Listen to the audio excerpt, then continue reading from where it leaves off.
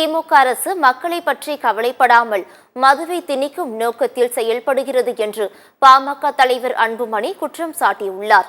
வேலூரில் செய்தியாளர்களிடம் பேசிய அவர், விக்கிரவாண்டியில் இடைத்தேர்தல் நடத்த தேவையில்லை என்றும் திமுக வெற்றி பெற்றதாக அறிவித்துவிட்டு போகலாம் எனவும் தெரிவித்தார். இடைத்தேர்தல் நடைபெறும் விக்கிரவாண்டியில் பெண்களை பட்டியல் அடைத்து 2000 ரூபாய் வழங்குகிறார்கள் என்று கூறிய அன்புமணி, இதையும் மீறி நாங்கள் வெற்றி பெறுவோம் என தெரிவித்தார். குழந்தைகளை கடத்தி வைத்து ஓட்டு போட்டால்தான் விடுவோம் என திமுகவினர் மிரட்டக்கூட செய்வார்கள் என்று அன்புமணி கூறினார். மாநகராட்சி மேயர்கள் ராஜினாமா செய்திருப்பது திமுக அரசின் நிர்வாகம் சரியில்லை என்பதையே காட்டுகிறது என்று அவர் தெரிவித்தார்.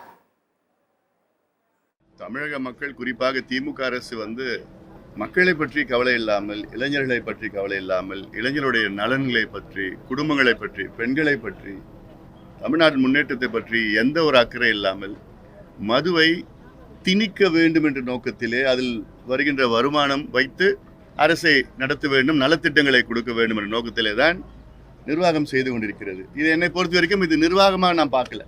விக்கிரவாண்டியில் ஃப்ரீ ஃபார் ஆல் வராங்க. ஆயிரக்கணக்கான திமுக காரங்க எல்லா ஊர்லேயும் ஆக்கிரமிப்பு பண்ணியிருக்கிறாங்க. எங்கள் நிகழ்ச்சிக்கு யாரும் வரக்கூடாதான். அங்கே இருக்கிற ஒரு 100-200 பெண்கள் 2000 எல்லாரும் தான் போகிறாங்க. அவளை உள்ளே கூப்பிட்டு ரூமில் கூப்பிட்டு பூட்டி வச்சிடுறாங்க. பட்டியலில் போட்டு அடைச்சி வச்சிடுறாங்க. ஆடு மாடுகளை பட்டியலில் போட்டு அடைக்கிற மாதிரி அந்த பெண்களை பட்டியலில் போட்டு அனுப்பிச்சு 2000 ரூபாய். இங்கே இருந்தீங்கன்னா 1 மணி நேரம் இங்கே இருந்தீங்கன்னா 2000 ரூபாய் கிடைக்கும்.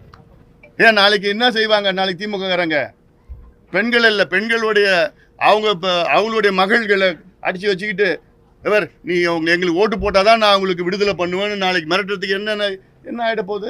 அடுத்தது கட்டாதான் வரப்போகுது.